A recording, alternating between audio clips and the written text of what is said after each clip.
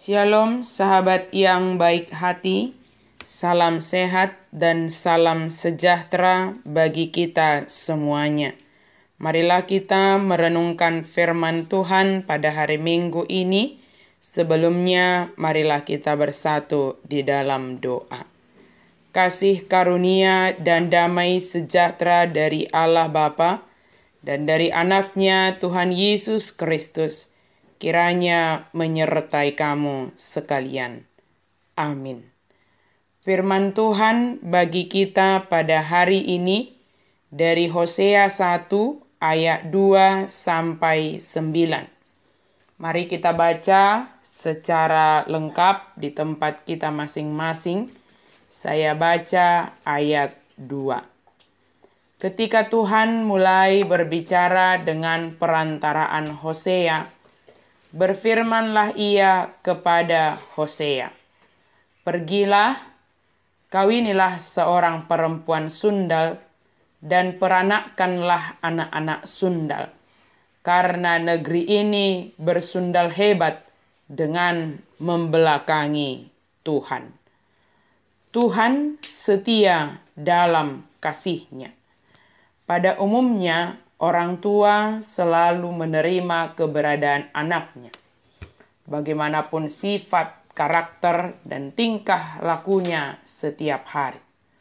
Orang tua akan dengan sabar menasihati anaknya, menuntun anaknya, membimbing anaknya supaya berubah dan kembali ke jalan yang benar. Tetapi suatu saat dalam sebuah keluarga terjadilah pertengkaran hebat antara orang tua dan seorang anak.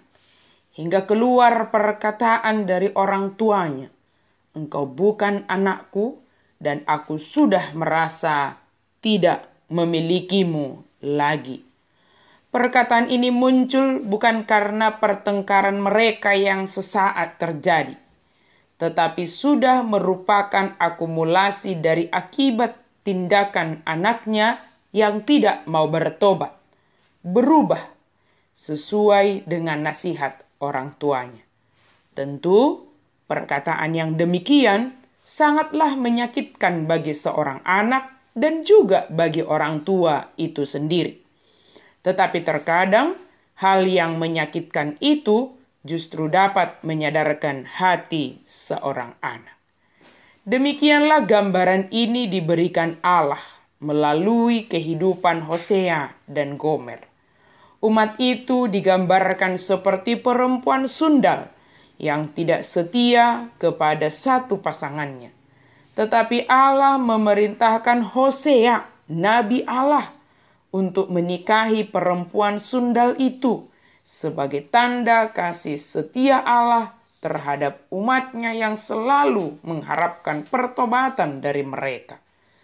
Kembalinya mereka kepada Allah dan meninggalkan ilah lain yang mengakibatkan Allah murka dengan mengatakan bahwa umatnya tidak akan mendapatkan rahmat-Nya dan tidak akan menyebut mereka sebagai bangsanya, dan Allah bukan kepunyaan mereka.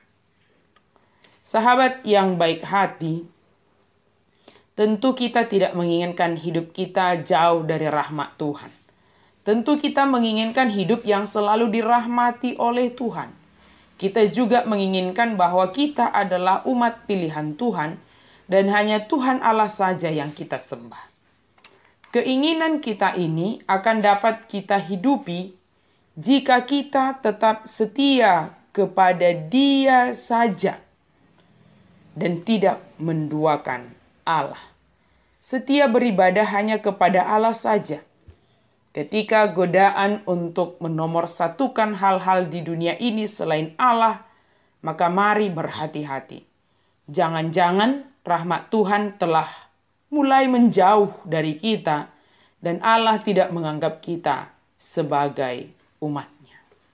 Ketika Allah mengingatkan kita dengan berbagai cara atas setiap kesalahan yang kita lakukan, terlebih tentang kesetiaan kita kepadanya, maka segeralah bertobat dan kembali setia hanya kepada Allah saja. Belajar tentang kesetiaan tentu berawal dari tengah keluarga. Bagaimana suami setia kepada istri, istri setia kepada suami, anak-anak setia kepada orang tua, dan tentunya semua keluarga, satu keluarga itu baik secara persekutuan keluarga maupun pribadi, setia hanya menyembah Allah saja. Allah yang kita sembah adalah Allah yang penuh dengan kasih setia.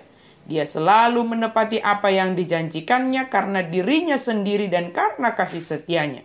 Oleh karena itu, marilah kita senantiasa setia hanya kepada Allah saja dan jangan pernah membuat ilah lain dalam hidupmu. Amin. Mari kita berdoa. Terima kasih Tuhan untuk firman-Mu.